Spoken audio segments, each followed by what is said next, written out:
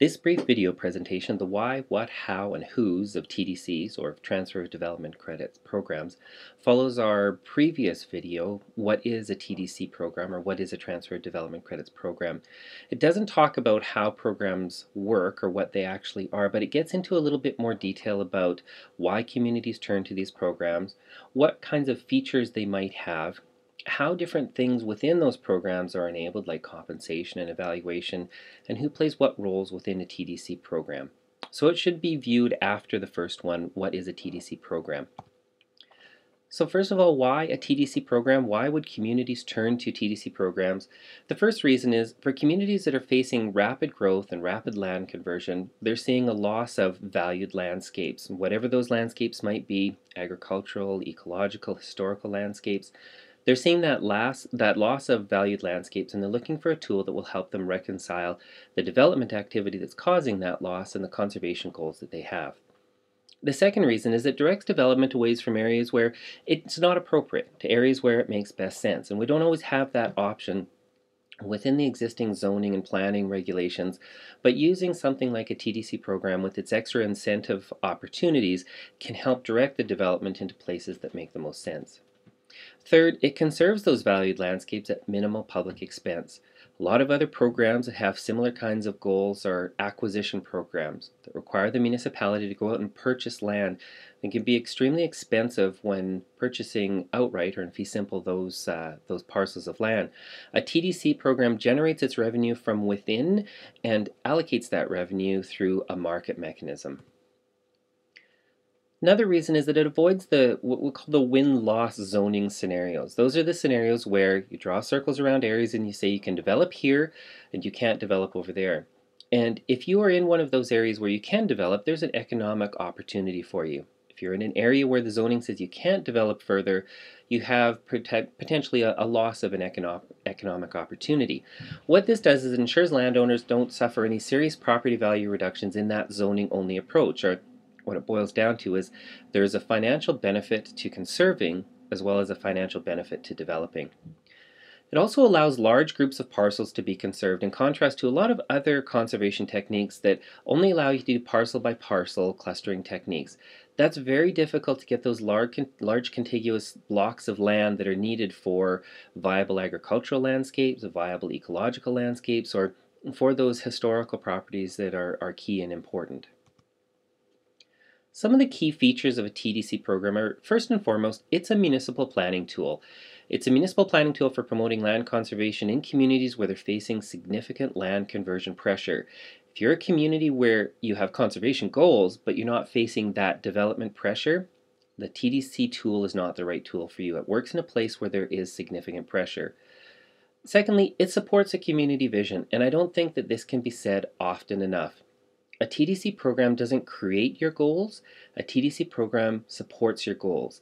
These are goals or a vision that's already articulated by the community, and the search is on for tools that will help support that vision. Another feature is a method for deed restricting on those development parcels. A conservation easement is the most popular one, but in Alberta you're also able to use the provisions of the Historical Resources Act and have historical resources designations.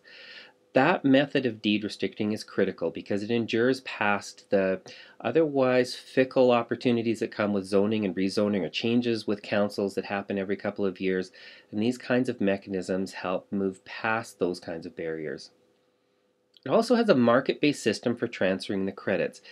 It's a willing buyer and a willing seller. The system is set up by the municipality, but those transactions take place by the landowner in the conservation area and the developer or landowner in the development area coming together and negotiating a price. Now, that can be assisted. There can be brokers, there can be TDC banks that are set up by the municipalities, but fundamentally it comes down to a market transaction between a willing buyer and willing seller. One of the key features of TDC programs that the Mistakis Institute found in looking at transfer of development rights programs, that's the generic term in the United States, is what we say they're never lonely and never stagnant. When we looked at those programs, we saw that the conception of them involved laying them side by side with other programs. There were land acquisition programs or other rural land use programs, and the TDR or TDC program was intended to fit within those other programs. The other thing, the reason we say they're never stagnant, is When we looked at programs or visited programs that had been around for several decades, we were told right away about the changes that were intended for that program as it evolved. Land uses are changing, the needs of communities are changing, the needs of those programs were changing, and the directors of those programs, the administrators of those programs, were always looking for ways to improve it, based on that, the input from the participants. Also, there's many ways for determining the sending areas and the receiving areas. That's the generic terms for our TDC conservation area and TDC development areas. Those can be figured out by very simple processes, or they can be much more complex processes. It has to be a process that fits for that community. And in many cases, it starts off with a very simple process for determining the sending areas and receiving areas, but then becomes more complicated as a result of requests on the part of participants who are looking for more fine-tuning opportunities within the program. The credits that are placed on the conservation areas are given to the conservation area landowners, and the opportunity to use those credits within the development areas can be very simple, one to one. There's for every acre there's one credit, or they can be much more complex. In that complexity, a lot of programs will make that complexity based on the development or the conservation opportunities. So, for example, in the conservation area, you might get one credit per acre. But if the goal of that conservation program, or the goal within that municipality's planning for that area, is to, for example, protect riparian areas, it might be that you get one credit for every acre, but you'll get two credits if that acre includes a riparian area. Again, very simple example. Same thing happens on the development side. There can be additional opportunities for bonus development. There may be an increase in density, or streamlining of review processes, and it may be that if you not only develop in those areas, but you satisfy additional goals within that area, creation of affordable housing or retirement housing, that sort of thing, it may be that you can have even a greater level of bonus development outside of what the TDC program allows. TDC programs can apply to an entire region, an entire county, multiple counties, a small number of parcels. There's no predetermined size for which TDC programs can happen.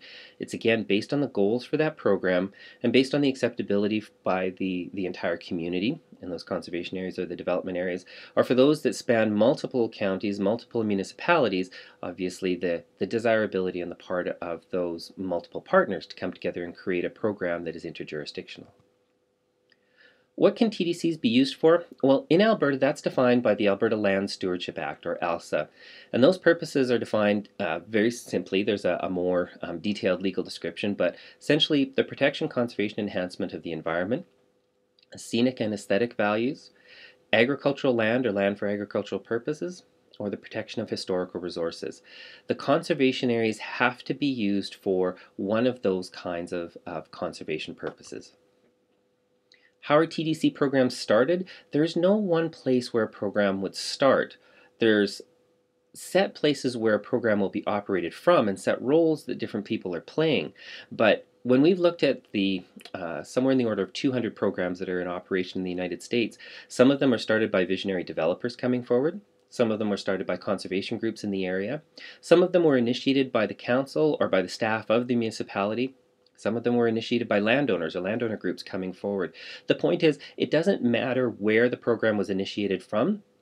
There's lots of opportunities for it to come from different quarters. The program will still follow a similar kind of a trajectory once it's actually created. How are TDC programs enabled? In Alberta, like I said, it's the Alberta Land Stewardship Act. That's where the provisions for the Transfer of Development Credits programs are contained. They're contained in a section called Conservation and Stewardship Tools. Now, right now, the Alberta government is in the process of creating a TDC regulation. The point of that regulation will be to clarify the approval process. That approval process is laid out in the Alberta Land Stewardship Act. It requires our municipality to have approval for the program through the Lieutenant Governor and Council, or Cabinet. It's a very wide open description in the Act, and the regulation will provide more clarity on that. It appears at this point that the regulation will be focused very much on not assessing the quality of a program, but more as a checklist, ensuring that certain things are done. Have you identified your TDC conservation areas? Have you identified your TDC development areas? That sort of thing, but not an assessment of how did you do it or did you meet certain criteria in doing that. A key thing, because when we look at the Alberta Land Stewardship Act, the main purpose of that act has been to enable regional planning. And regional plans are being created for the different areas around Alberta in a sequential process. So some areas have a regional plan being drafted, and other areas they won't see one down the road for a bit. That has led to a perception that the TDC tool doesn't exist unless there is a regional plan in your area, and that's not true. The Transfer Development Credits Program has been legislatively enabled through the Alberta Land Stewardship Act since October of 2009. You don't need a regional plan in order for a municipality to pursue this tool. So who can establish a TDC program? It's largely a municipal planning tool. The majority of the programs, I think it's fair to say, will come through municipalities. The Alberta Land Stewardship Act also authorizes any local authority, and there's a broader description of what they mean by local authority, but again, primarily it's municipalities, two or more local authorities. So when two municipalities come together and say they want to create a program over a larger region than just their own municipality, that is allowable under the Alberta Land Stewardship Act. And finally, it says it can be created under a regional plan. And that's likely where some of the confusion around whether or not you need a regional plan for this tool has arisen. But again, most likely it will come just from a local authority, a municipality, deciding to create the program. Those regulations that I mentioned, the upcoming TDC regulation, one of the key intents there is to delegate authority to the municipality. Right now, the Alberta Land Stewardship Act has a lot of that authority vested within the province or within the Land Use Secretariat. The intent of the regulations will be to move some of that authority to the municipality to create and design their program as is appropriate for their community. So what is required? Again, under the Alberta Land Stewardship Act, the first thing is to designate those conservation lands and the purposes, or to identify the process by which they will be identified. And again, there are set purposes for which those conservation lands can be designated. Need to designate development areas. The credits that are transferred from a conservation area to a development area will have a number of attributes to them. Those need to be stated within the creation of that TDC program at the municipal level. And then finally, approval needs to be sought from Cabinet or the Lieutenant Governor and Council. What's required? Now, again, these regulations are proposed, but from some of the consultation materials that have been circulated, it's likely the regulation will require the creation of a TDC bylaw, a designated TDC bylaw within the municipality. There'll be a requirement to amend associated plans as needed, so the municipal development plan, any area structure plan, so the statutory plans, as well as the land use bylaw. It will likely prescribe what is actually common sense, that the credits trade within a program. That means that if a program is created in the southern part of the province, you can't transfer credits into another program in the northern part of the province. They're within one program, those TDC conservation areas and TDC development areas, and right at the outset in the creation and articulated in the TDC bylaw is that relationship. Which TDC development areas are associated with which TDC conservation areas.